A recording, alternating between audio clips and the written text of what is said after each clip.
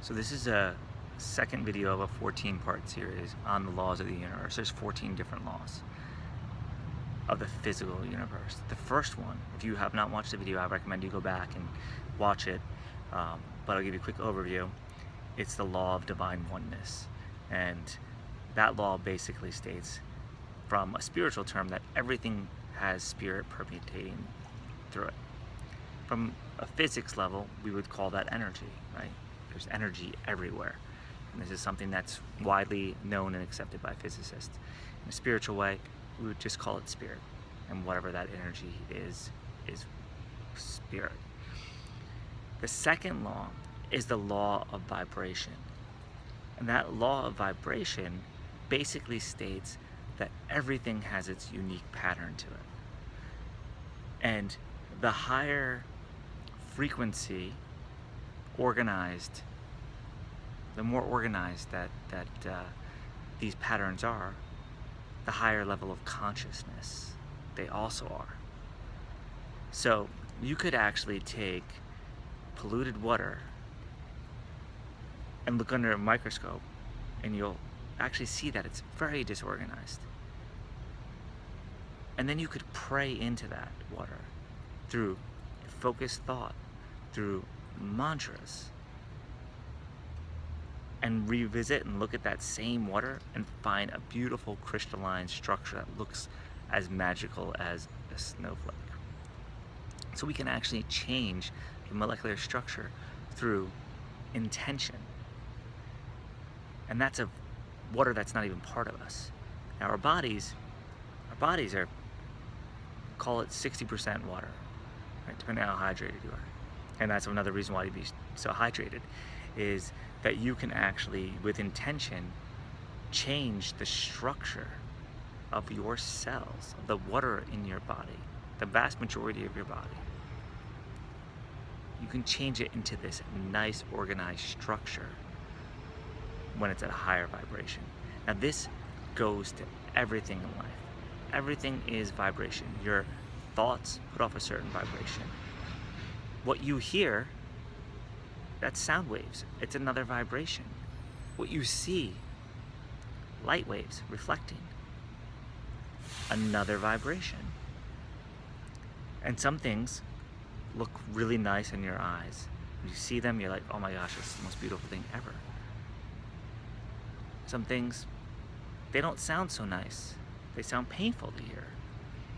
Well, that's because those vibrations don't resonate with your ears, and the one that looks beautiful to you resonates with your inner self and your sight. The ones that do not, that's not where you are inside. And that's why you'll find people that are usually in an angry state inside are attracted to more disorganized type, loud, screaming music, yet the people that are like in a state of honeymoon, in love, they're into some Lionel Richie or James Ingram or whoever's singing love songs these days. I think those are the classics. I always go back to them. Casey and the Sunshine Man. It's just like, if I'm in that love mood, I'm gonna listen to that. If I need to pump myself up and get some adrenaline going, then I'm gonna listen to something a little more chaotic. When I hear the dumpsters going right now, I don't know, I'm just picking up on this. This is like the 10th time I've tried to make this video, and somehow, somewhere in it, somebody always making a ton of noise, helicopters flying over, trash out of nowhere. That's painful to my ears. I'm not in that state. I'm in this state of chillax and relax and maxing by the pool. Which is, I think, if you look at the ripples in the pool, you'll see this organization I'm talking about, if you can actually see that back there. So what you want to do is use your conscious mind to raise your vibrational awareness. You can consciously put yourself into a state of love, which is the highest level of vibration you can possibly be. And don't get me wrong, there's certainly a place for anger. Anger is emotion that we do feel, and we need to feel that. We need to release the energy associated with that. Otherwise we get stuck there. How we release that energy then that's a different story. You can use that same energy of anger or frustration to create something amazing and transmute it into love. Or you can use it to be destructive. Right? What you choose is entirely up to you. That's your karma. At the end of the day, though, it's very important that you see that this law of vibration exists in everything and start looking for it. And you'll see that the things that have a high vibration, they're much more harmonious.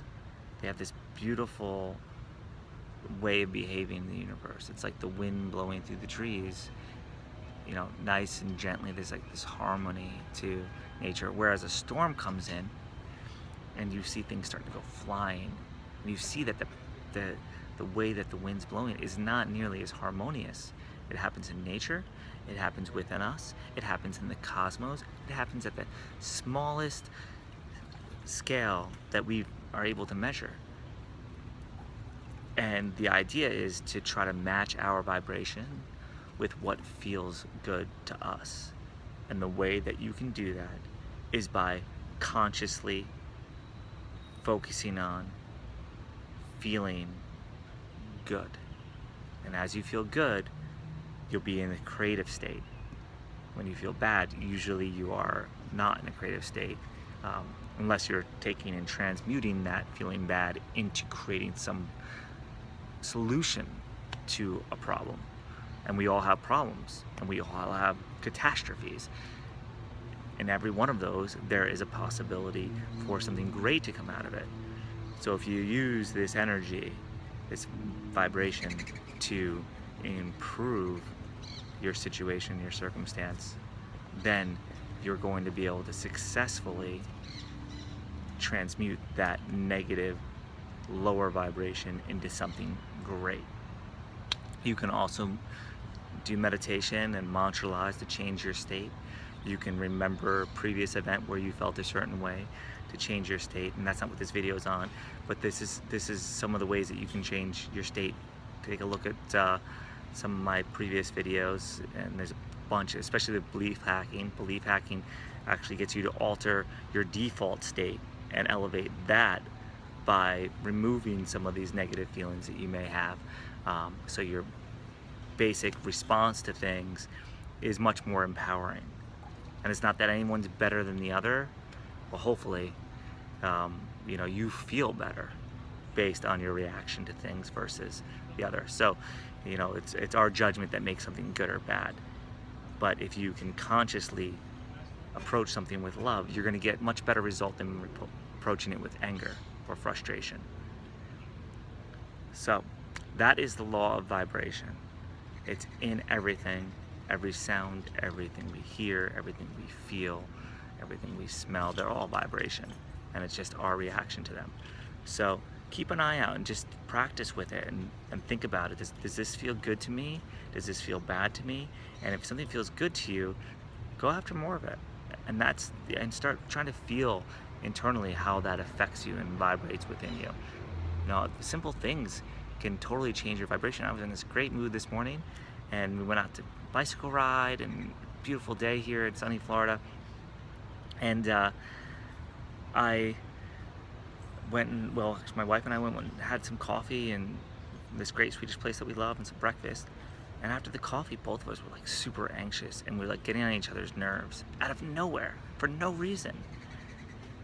And we realized that the coffee must have been that strong that it piqued us, like caffeine does. And sometimes it's a great tool, and other times, like this situation, we just both got really anxious, and everything we tried to do for the next hour was like really a frustrating experience. And we realized, whoa, maybe we shouldn't have coffee there anymore, because whatever's happening with it isn't affecting us, right? Or maybe we need to eat before we go, or whatever. We're gonna have to change the strategy because it didn't make us feel the way that we wanted to feel. Try it with everything. Try being very aware on your diet, how it makes you feel. That's a vibration inside of you. Well, I wish you the best of luck. Ask any questions below, and I'll be putting up some future videos shortly about vibration and the other 14 laws of the universe. And yeah, hope you subscribe there, and we'll see you. Have a great day, and good luck with everything.